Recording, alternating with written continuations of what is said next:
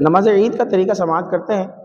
نماز عید میں سب سے پہلے نیت کریں گے کہ میں نیت کرتا ہوں 2 رکعت نماز عید کی 7-6 زائد تکبیروں کے، منہ میرا قبلہ شریف کی طرف، پیچھے اس امام کے اللہ اکبر کہہ کر ہاتھ باندھ لیں گے۔ پہلی رکعت میں جب ہاتھ باندھیں گے سب سے پہلے ثنا پڑھی جائے گی۔ ثنا پڑھنے کے بعد امام صاحب 3 تکبیریں کہیں گے۔ جب امام صاحب پہلی تکبیر کہیں گے کانوں تک دونوں ہاتھ اٹھانے ہیں، اللہ اکبر کہتے ہوئے ہاتھ چھوڑ دینا ہے۔ پھر امام صاحب جو ہے وہ دوسری تکبیر کہیں گے، دونوں ہاتھ کانوں تک اٹھانے ہیں، دونوں ہاتھ پھر چھوڑ دینے ہیں۔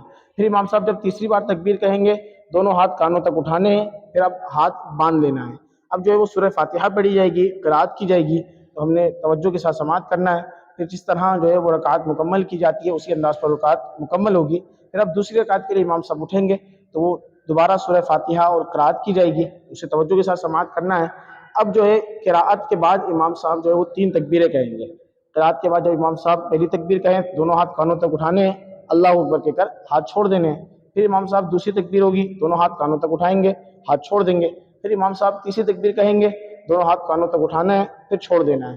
اب اسی حالت کے اندر کہ ہاتھ ہمارے نیچے ہیں، امام صاحب چوتھی تکبیر کہیں گے، یہ ہوتی ہے تکبیر رکوع۔ اب ہاتھ نہیں اٹھانے، اب جب تکبیر رکوع کہی جائے گی تو ہم نے ڈائریکٹ رکوع میں چلے جانا ہے اور نماز کو مکمل کر لینا ہے۔ یہ مختصر طریقہ ہے۔